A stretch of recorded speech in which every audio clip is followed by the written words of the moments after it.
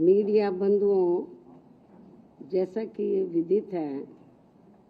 कि देश में सर्व समाज के हित एवं कल्याण हेतु सर्वजन हिताय व सर्वजन सुखाय एवं देश के निर्माण के पवित्र उद्देश्यों के लिए परम पूज्य बाबा साहब डॉक्टर भीमराव अम्बेडकर ने अपने आजीवन अथक संघर्षों के अनुभवों के आधार पर भारत को जो हर मामले में मानवतावादी बेहतरीन संविधान दिया है, तो उसका केंद्र में रही सत्ता के दौरान पहले कांग्रेस पार्टी ने और अब उसके बाद पिछले कुछ वर्षों से सत्ता में बीजेपी के नेतृत्व में चल रही एनडीए की सरकार के लोगों ने भी देश के करोड़ों देशवासियों के लिए व्यापक जन व देश हित में कभी भी इस पर अपनी पूरी ईमानदारी व निष्ठा से अमल नहीं किया है, बल्कि इन दोनों ही पार्टियों ने तथा इनके समर्थकों ने भी ज़्यादातर अपनी अपनी पार्टी की विचारधारा, सिद्धांतों एवं अपने राजनीतिक स्वार्थ के तहत संविधान में समय समय पर काफ़ी गैर जरूरी परिवर्तन भी कर दिए हैं, जिसकी देश में एकमात्र अम्बेडकरवादी बीएसपी पार्टी कड़े शब्दों में निंदा करती है, क्योंकि देश के बहुजनों में से खासकर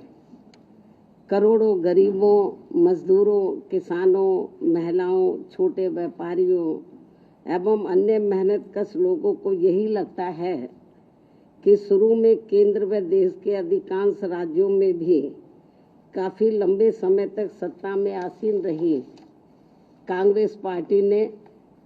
और अब बीजेपी ने भी अपनी अपनी सरकार की गलत नीतियों एवं जन विरोधी चाल चरित्र व चेहरे को छिपाने तथा लोगों का ध्यान उन पर से हटाने के लिए ही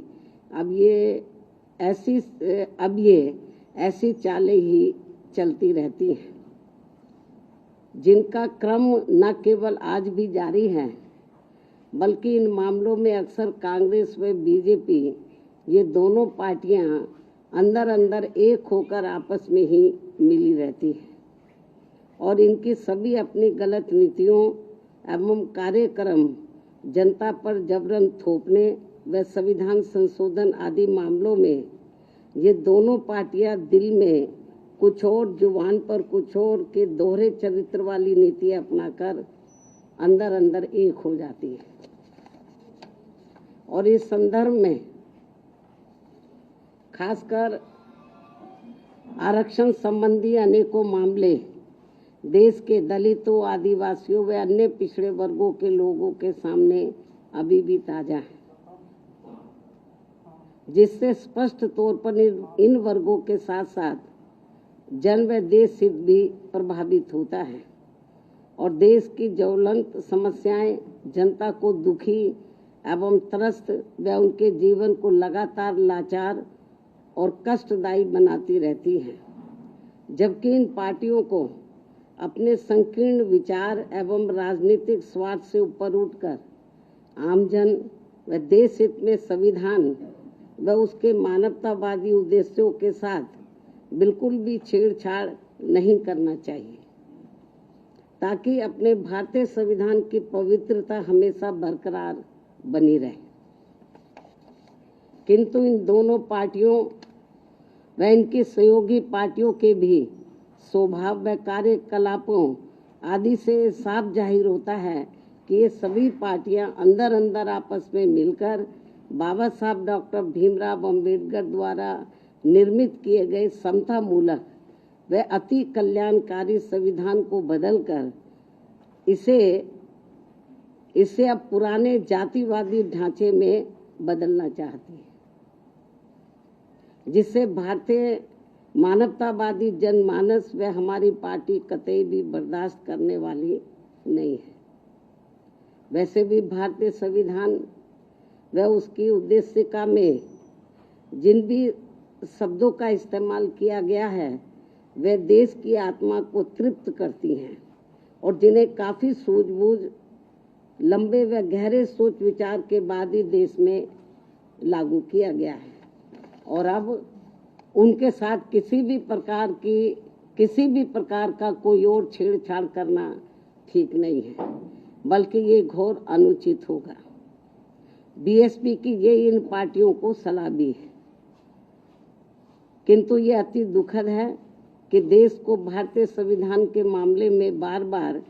ऐसी अप्रिय परिस्थिति का सामना करना पड़ता है।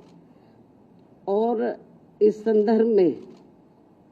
बीएसपी को इन पार्टियों के विरुद्ध ऐसा लगता है कि अब हमें भी अपनी आवाज़ देश भर में जरूर उठानी पड़ेगी, बशर्ते यदि इन्होंने अपने संविधान विरोधी चेहरे को जल्दी नहीं बदला। यदि ऐसे ही इनका सिलसिला चलता रहा तो फिर जो दबे कुचले लोग हैं, इस देश के वीकर सेक्शन के लोग हैं, खास तौर से जिनको भारतीय संविधान के तहत कुछ आगे बढ़ने का मौका मिला है, तो फिर उनको जरूर आगे आना होगा। इसके अलावा मैं ये भी कहना चाहूँगी कि देश के कई राज्यों में आए दिन भाषा के नाम पर की जा रही राजनीति भी कोई ठीक नहीं है, जबकि संविधान की मूल भावना के अनुसार सभी भाषाओं को सम्मान देना जरूरी है। भाषा को लेकर बुद्धिजीवियों के बीच बहस होना तो कोई बुरी बात नहीं है, लेकिन इस मामले में सरकारों व पार्टियों के बीच किसी भी प्रकार का टकराव होना देश व जनहित में ठीक नहीं है। साथ ही वोटर लिस्ट में भी सुधार को लेकर जो किस्म किस्म की भ्रामक बातें कही जा रही हैं, तो उसे भी केंद्रीय चुनाव आयोग को अपनी स्थिति को जरूर स्पष्ट करना चाहिए और सभी राजनीतिक पार्टियों को विश्वास में लेकर इस कार्य को पूरा किया जाना चाहिए,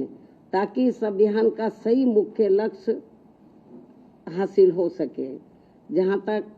पिछले कुछ समय से देश में कई धार्मिक कार्यक्रमों को लेकर जो जातीय उन्माद, टकराव व हिंसा की स्थिति पैदा की जा रही है तथा कहीं जातिवादी मानसिकता के तहत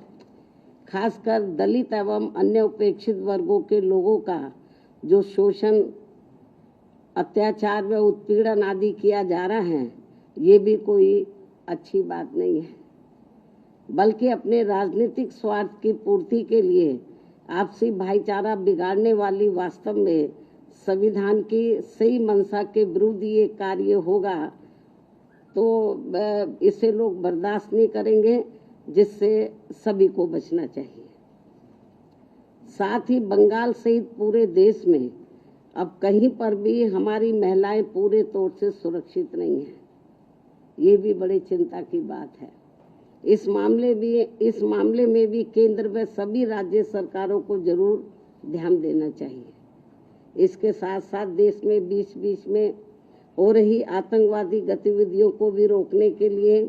केंद्र सरकार को हमेशा सजग व पूरी तैयारी के साथ रहना चाहिए, ताकि अब आगे कोई भी आतंकवादी संगठन अपने किसी भी मकसद में कामयाब ना हो सके। इसके अलावा इस समय पूरी दुनिया में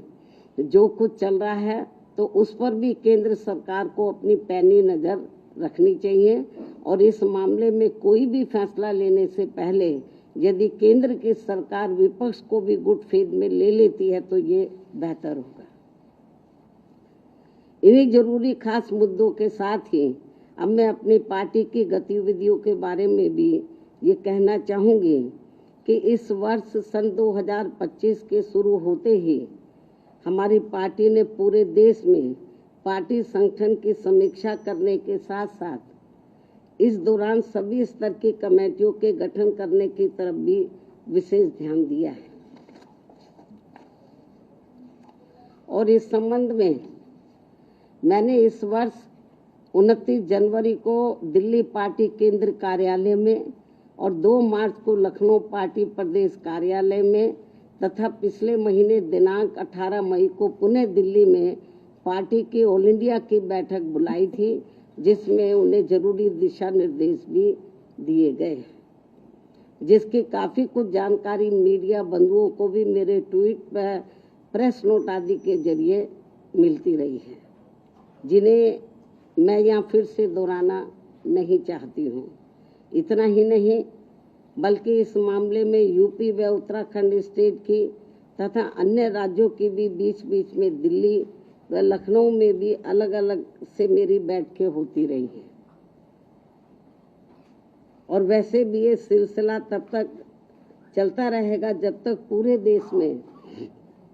पार्टी का हर स्तर का संगठन सही से बनकर तैयार नहीं हो जाता है। इसके बाद फिर देश के सभी राज्यों में समय समय पर होने वाले विधानसभा चुनाव में तथा आगे चलकर देश में होने वाले लोकसभा चुनाव में व राज्यों में भी होने वाले स्थानीय चुनावों आदि में भी पार्टी की विचारधारा एवं सिद्धांतों के तहत ही पार्टी व मूवमेंट के हित में आगे की रणनीति भी तैयार की जाएगी। कहने का तात्पर्य ये है कि हमारी पार्टी इस समय पूरे देश में अपनी पार्टी के जनाधार को मजबूत करने में पूरे जी जान से लगी है और दूसरी पार्टियों की तरह अपनी पार्टी व मूवमेंट की गतिविधियों को अधिकांश मीडिया व शोबाजी आदि तक की सीमित नहीं रखती है, बल्कि उन्हें जमीनी हकीकत में भी अमल में होते हुए देखना चाहती है। इन्हीं जरूरी बातों के साथ ही अब मैं आपका धन्यवाद अदा करती हूँ। जय भीम व जय भारत।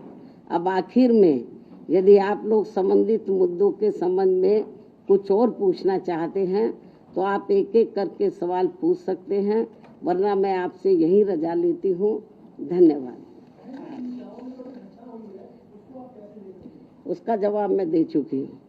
जनरल अकेला इटावा नहीं, पूरे देश में ऐसे आए दिन काफ़ी घटनाएं हो रही हैं, उसका जवाब मैंने दे दिया है। और पूछो।